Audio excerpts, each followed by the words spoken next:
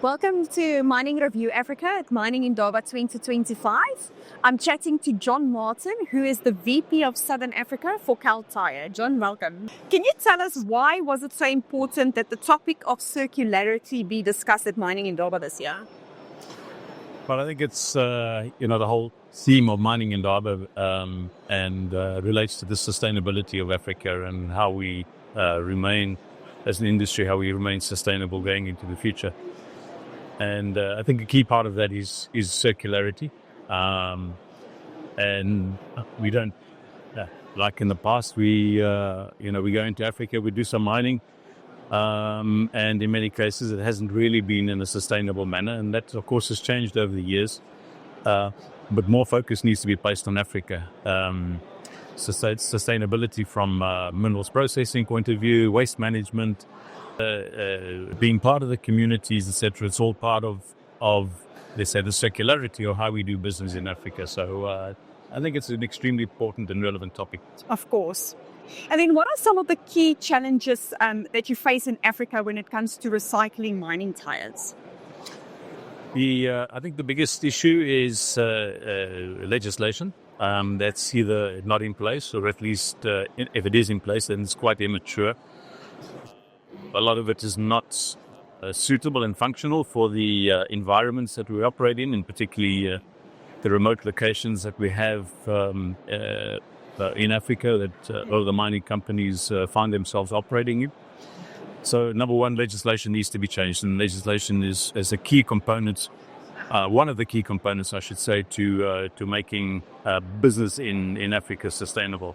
The remaining issues are probably the adoption that, particularly if we're going to talk about the recycling of waste tires, is that it costs money to do so, and there's costs of logistics of getting product in, and there's cost of logistics of getting product out. So the mining industry, I think, needs to understand that this is not a free of charge issue. There is some return, but it'd be down the line once the tire is recycled and the products are then generated and reintroduced into the circular economy. But at the moment, I guess the cost implication is also one of the big barriers. Of course. Is there a circular solution for recycling mining tires?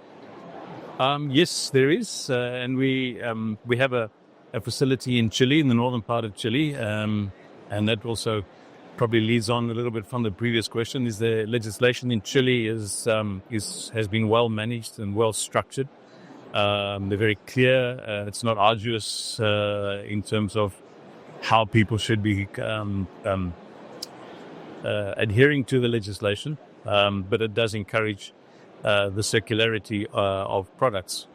So we have developed a solution that feeds 100% into the circular economy.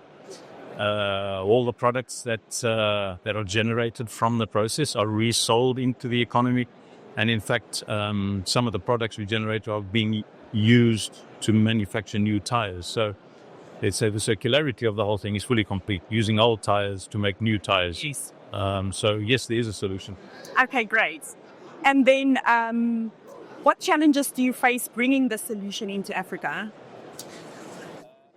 Barring the legislation. Yeah, again, it's adoption of the circularity, I guess, and the understanding that circularity is quite in its infant stage in Africa. So the mining companies have to adopt this and develop the circularity of mining tires in the industry. So there's a cost involved, the initial cost, of course, as it matures. Things will, the circularity will probably start being a little bit more profitable, a little bit more sustainable for the industry going forward.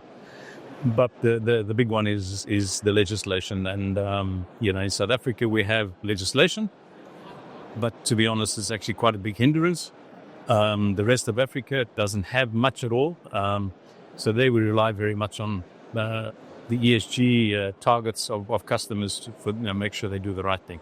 Great. Thank you so much for joining us, John. It's a pleasure. Thank you very much.